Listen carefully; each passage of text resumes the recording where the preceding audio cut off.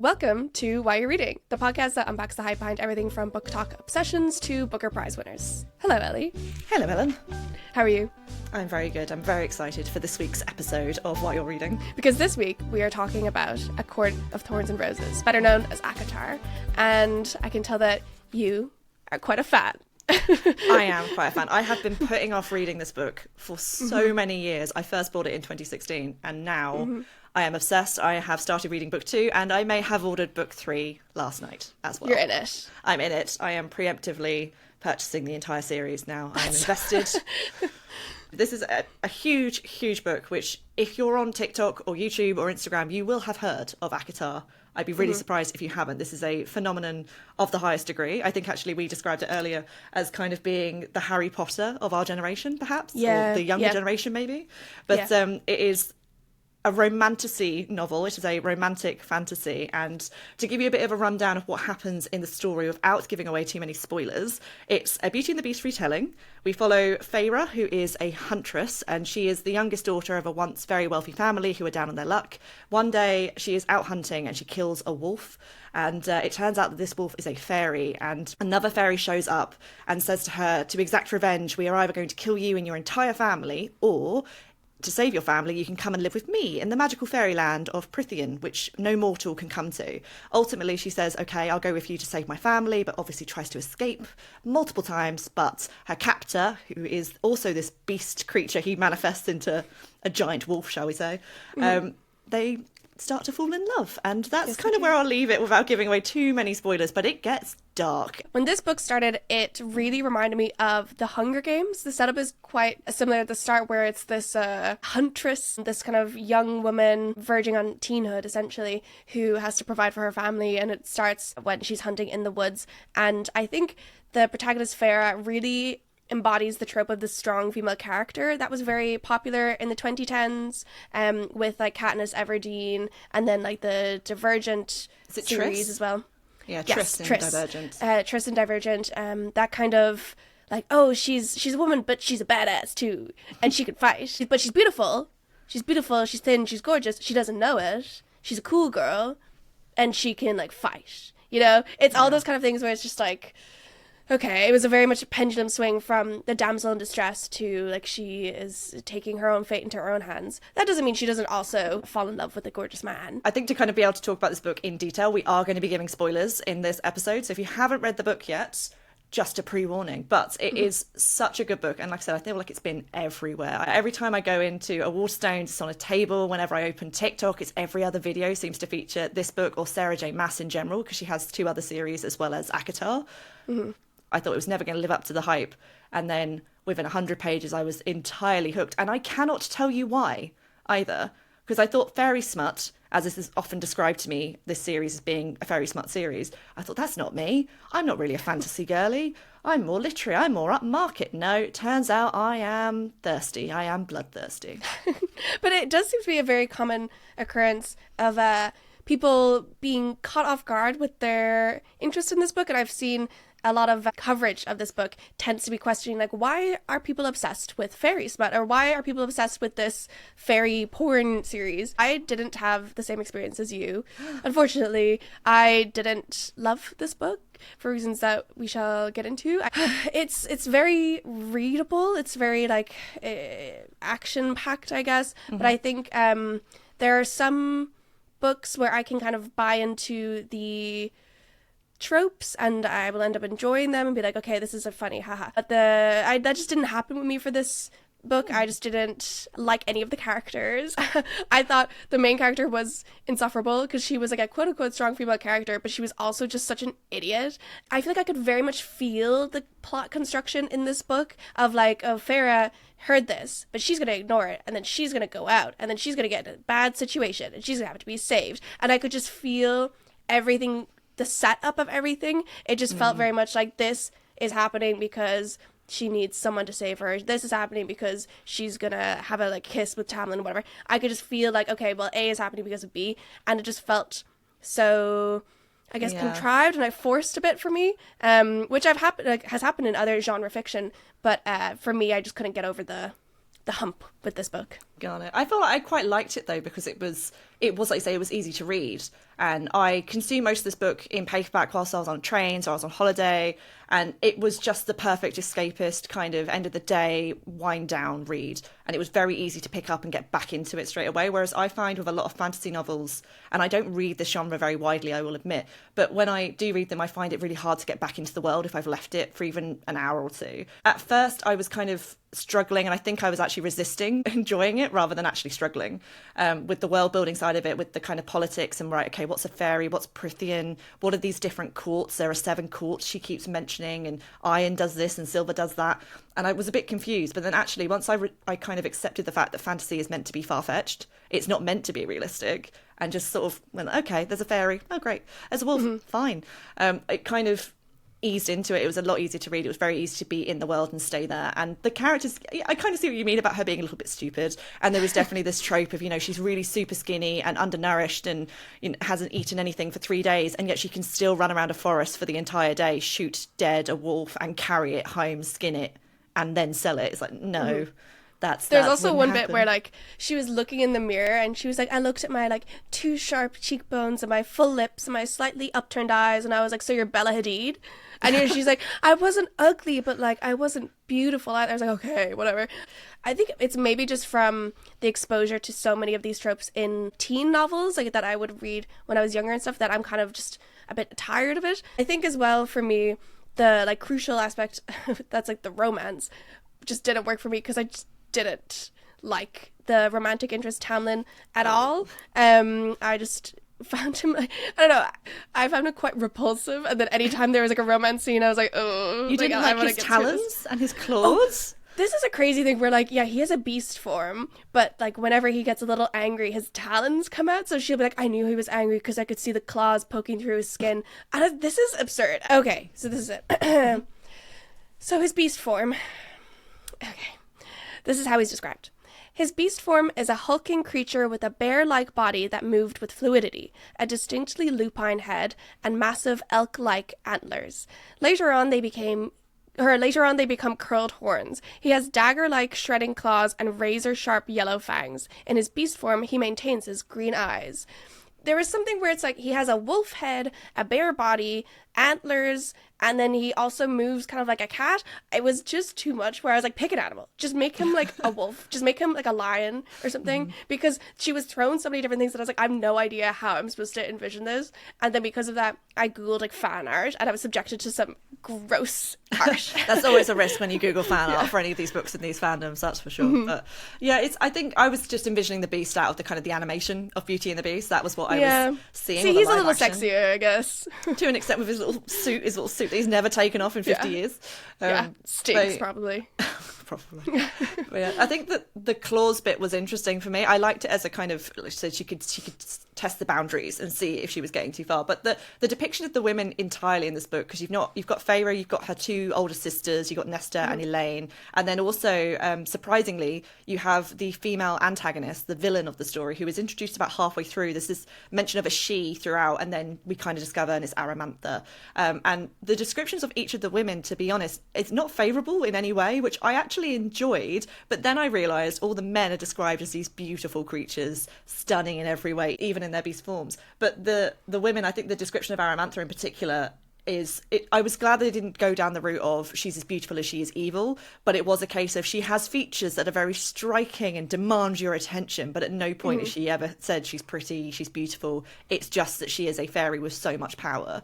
But the women as a whole in the Sarah J Maas books, and apparently in all the other series, which I have yet to read, although I may do so now, is all the women are very strong women, and that is unique in fantasy. Fantasy is very much supposedly a very male genre, and the depiction of women is often as these buxom, will do anything for the men, kind of are there whilst the men are there fighting. Whereas in Sarah J Maas books, at least, it's the women that are the heroes, the villains, all of it. The men are just the kind of beautiful playthings on the side.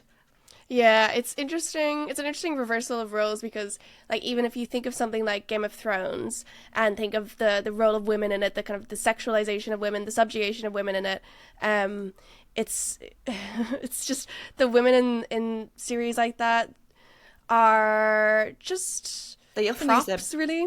Yeah, they're props. They often use their beauty as their power as well, like Khaleesi, Cersei, Marjorie, all of them use their beauty to kind of beguile men and to get what they want from men, to the point they take it for granted. They make fun of it. I think my favorite female character in all of the Game of Thrones book and TV series is very much the Diana Riggs character. I love the fact that because she's not using sex as power, she's just a powerful woman that says it as it is, and that's kind of what Sarah J. Maas's characters are typically. It's like Feyre has great banter with Tamlin and with Lucien and with Rhys, and to an extent even Aramantha, and I liked the use of that kind of comedy and wit and intelligence to a degree, although there are moments, like you say, where she can be a bit stupid. Shall we say the riddle is the moment in particular? There is a riddle at the end of the story that she has 3 months to solve, and she just about figures it out, whereas you and I both said when we first read it, we're just like, well, this is the answer straight away. It was insane. It was this whole page of like, oh, this crafty little riddle, blah, blah, blah. And I was like, okay, so this is the answer, obviously. And I almost Googled it because I was like, surely it can't be so easy. And then it was. And then just watching Farah waste away for 3 months and be like, oh, I racked my brain and like, could the answer to it be typhus? And I was like, shut up. I actually hated her so much. She just annoyed me. This is like a fantasy novel is one of the reasons behind its stellar success. And it also, not as much in this book, there's a little bit of sex, but I think as the series goes on, it gets much smuttier from what I've heard. And I think the prioritization of female pleasure as well seems like it's another kind of, it seems like it's in tandem with 50 Shades of this kind of, it's a genre fiction and it has romance, but it's not pure erotica. I think it's like a much kind of more commercially friendly version of, you know, erotica, kind of like soft erotica under the guise of a fairy tale. But it really does seem like the smut is kind of one of the key drivers behind the success of this. Yeah. I think so. I think it's kind of, I saw a quote that said that I think it wasn't the ACOTAR series, it was the Crescent City series, which is another series by Sarah J. Maas, and that was described as Game of Thrones meets Buffy the Vampire Slayer meets E.L. James, which is, as a publisher, one of the most mixed collection of comp titles I have ever seen. But somehow it works. Yeah, exactly. It also kind of gets it. It's. I think we were all waiting because when we decided we were going to read this book, all of us, including our producers, read it and were thinking, okay, the smut is going to be really heavy because everyone talks about this, like you say, as fairy porn, which is also one of the worst phrases invented. And disgusting. Exactly. And yet it didn't.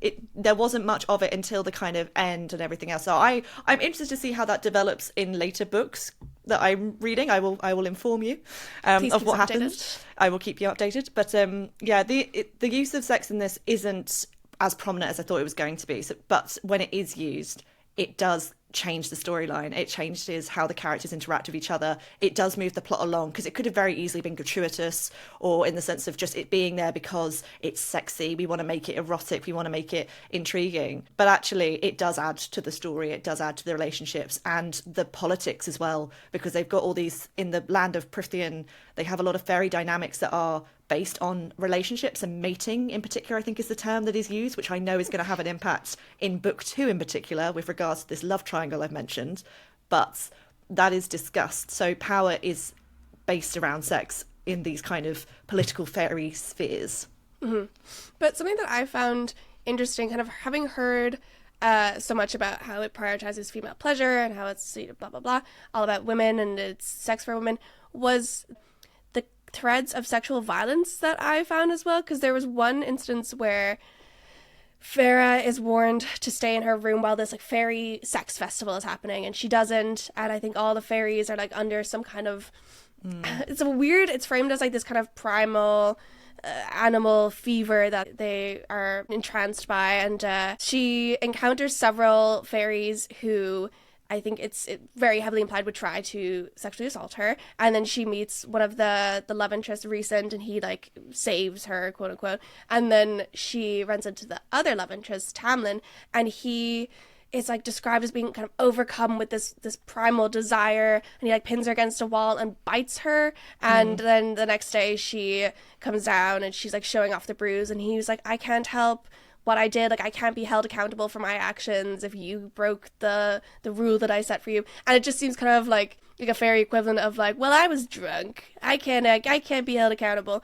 And then later on in the series, recent basically like drugs her every night and like makes her dance for him, and at the end he says like, I didn't take advantage of you, but I really wanted to. It's like, are we supposed to be like, okay, well done, you know? I just felt that very, having heard so much about how it's about like female empowerment and like female sexual pleasure, I was quite uncomfortable with a lot of those kind of sexual undercurrents. I just really didn't find it sexy at all. That's like, oh, I don't know, you know?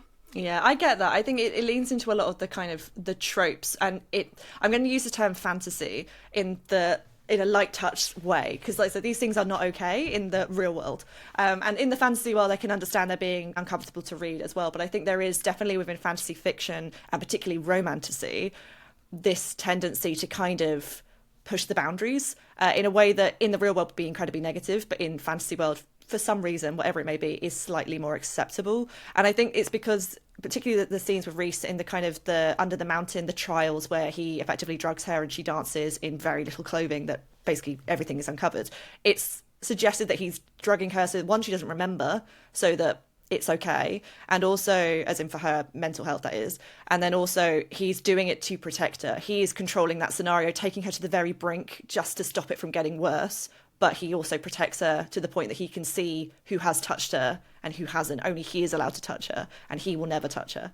So there is that suggestion again, like you say, that he always wanted to, but he didn't. But he did kiss her. He did kiss her at one point. And even that was described very weirdly, where it was like said, I wrote it down, it said, a brush of his tongue against the seam of my lips had me opening fully for him, and he swept in, claiming me, branding me. And he kissed her without her wanting to at this point as well. And again, he says it's like this possessive language I just really don't enjoy, and I think that thing as well of like he's doing it for her own protection, I just find it quite icky, you know. I entirely get the ick, and like I said, it's not the sort of thing that I typically read, and it's surprising that I'm even defending it. I almost want to take it back, but I think it's because from a publishing point of view and from a fantasy point of view, these are very common tropes. In the real world, absolutely not. My God, I'd be kicking him out, but kicking him somewhere for sure.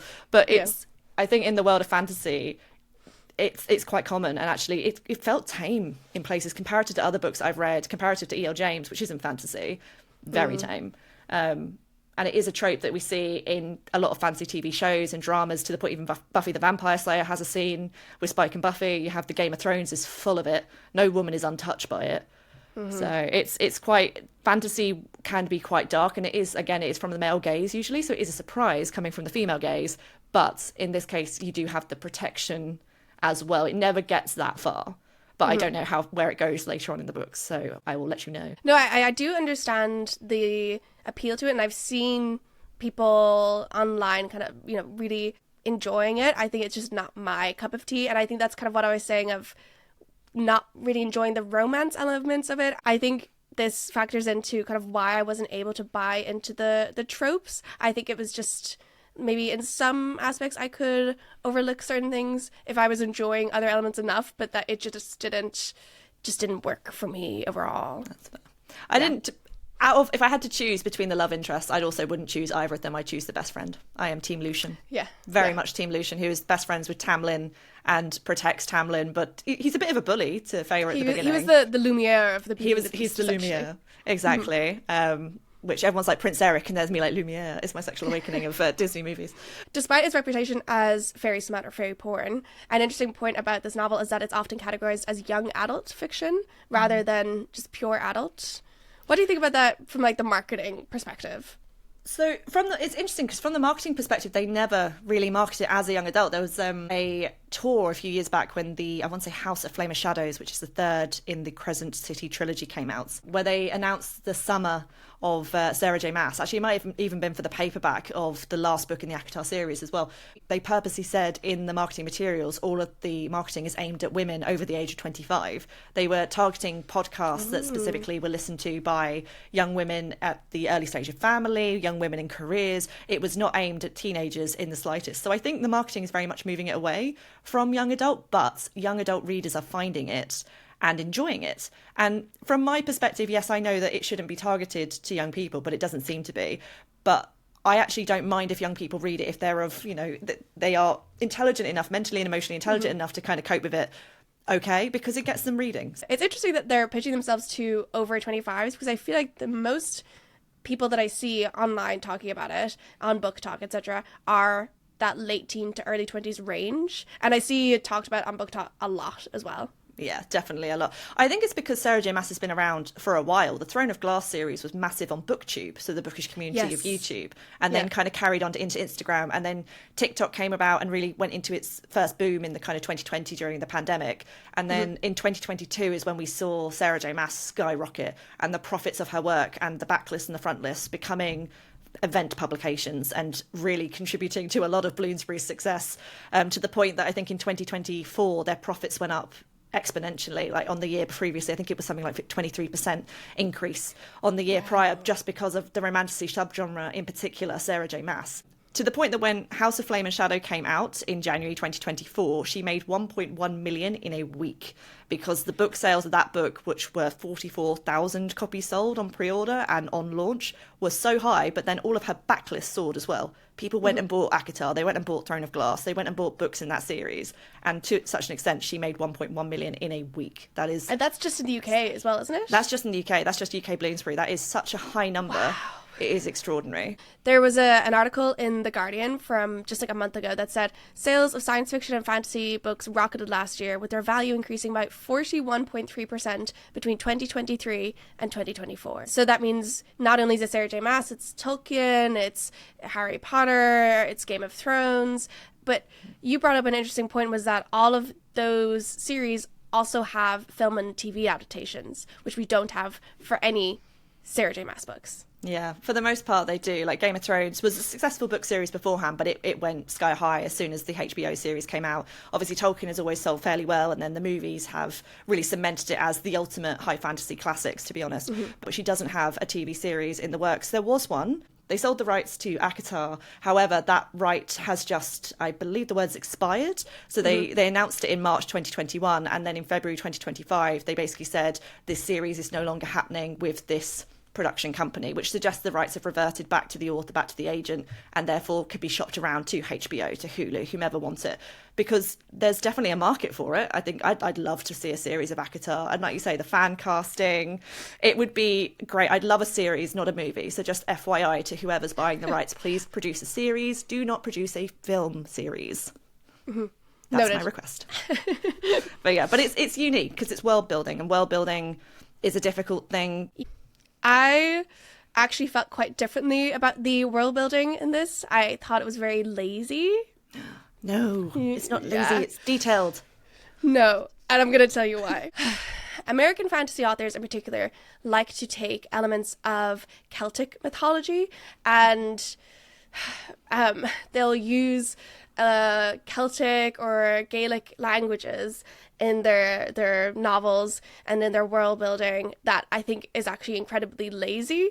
I really have a bone to pick with this novel in particular, because if you look at the fictional map, it is literally the UK and Ireland. Is that the one on the front cover? Yeah, it's the very front. It's literally the two islands are the UK and Ireland. You could Google it. It's the exact same. It looks like a poorly drawn map of them. And the Ireland island is called Hibernia, which is from Hibernia, which is the Latin name for Ireland. It's interesting in this novel, the politics that Sarah J Maas chooses to go with, because in Hibernia is where all of the evil people are. It's where all of the brutes are. They're uncivilized. They killed all the humans on the island. They're power hungry, and they are consistently plotting to take over the larger island, which is Prythian, aka the UK. And it's just a complete inverse of what actually happened. And I think it also relies on a lot of colonialist anti-Irish stereotypes of Irish people being backward and brutes and savages and drunken and poor and uneducated, blah, blah, blah. And it's a very weird revisionist history in terms of its politics. And I think Sarah J Maas uses a lot of Welsh names as well, like Rhysand, and Helen Mai, which is the sex fairy festival in the book, is an actual Welsh festival summoning in the start of summer. And the Fourth Wing author, Rebecca Yarros, also came under fire for her adoption of Scots Gaelic names and terms, and she completely mispronounced them as well. And I think there's been a trend in fantasy authors to adopt elements of mythology in different cultures, like Yeah. as long as fantasy has existed. And I think the issue comes when they don't have any actual knowledge or respect for the cultures that they're taking from. It's not like these are people like Tolkien, who his daughter had a Welsh name and paid great respect to the Welsh culture. I think the Celtic mythology and Celtic languages are used as like a shorthand for exoticism, and we see it a lot. There's also a bit in Buffy the Vampire Slayer where they're like reading an old like tome, and it's like, oh look, there's an ancient spell, and the Irish text is about announcing new bus lanes in Dublin, and it's so funny. If you're actually reading it, you're like, this is insane. I don't know if it's in the modern age, it's because authors are more aware that like taking from cultures, say Latin American cultures or Middle Eastern cultures, African cultures, is problematic, and that they would come under fire for it. Even the way she describes Hybern as like this damp emerald isle, I was like, that's not an accident. If you're creating a fantasy world, I think it's very lazy to take actual islands and actual geography and just like rename it. I also just think like you have a responsibility as an author to create something. Every time they were mentioning the baddies of Hybern, I was like, I hate this so much. ACOTAR is very much genre fiction. It is commercialized. It is a romance. It is not high fantasy. I'm thinking it's just a case of which one you prefer. Do you want all that huge, intense world building where the plot and the storyline are important but matter less comparative to the world building and the language? Or are you looking for a great story with romance and fun and easy characters to understand? I think the foregrounding of female pleasure in this novel is a part of a larger trend of women in particular reading a lot more smut. And I was thinking about this, and I think we saw the huge boom with 50 Shades of Grey a few years ago. But I think what has exploded smut into even larger proportions has been the rise of e-readers. So now you can read whatever you want on the train in public, whatever, and no one will know that you're reading fairy porn. Yeah. But also the fact that like the fairy smut in question doesn't look very erotic on the cover, and it is like in the kind of the realm of genre fiction as well. It's not pure erotica, it's much more commercial. I think COVID had a lot of people yearning for escapism, both in the form of genre fiction, of like fantasy, and human contact in the form of smut. We talked in our last episode about the success of Sally Rooney, and I remember I asked you like, oh, why do you think Sally Rooney is so successful? And you said money. And I know Sarah J Maas is making a lot of money for Bloomsbury, but I'd say they're also putting a lot into her. But for someone like me that isn't as aware of like the kind of publishing marketing sides, how would that show up? Are there reasons beyond just TikTok that I am seeing this book everywhere? I'd say so. It's kind of, the campaigns are newsworthy. You know, they release what they're doing to news articles to say, we are doing this to support Sarah J Maas, the ACOTAR series, the Crescent City trilogy, whichever book series they're promoting. They're always announcing what they're doing because it's so massive, and they are investing a lot of time and money. I think they've done the Summer of Sarah J Maas, where they had a travelling Throne of Glass at one point. They do massive takeovers of digital screens. They've announced kind of huge digital advertising campaigns, so that's across all the social media platforms. But the influencers as well are so integral to the campaign in general. They work with influencers. They work with the biggest book talkers. They pay them. They create content specifically for Sarah J Maas. But I think to give you a kind of context of how much money these series are bringing in, and therefore how much money they have to put in to kind of increase that success year on year, I think in 2024, in the first 6 months, the Sarah J Maas as a whole made £5.8 million, which was 8% more than she made in the entirety of 2023.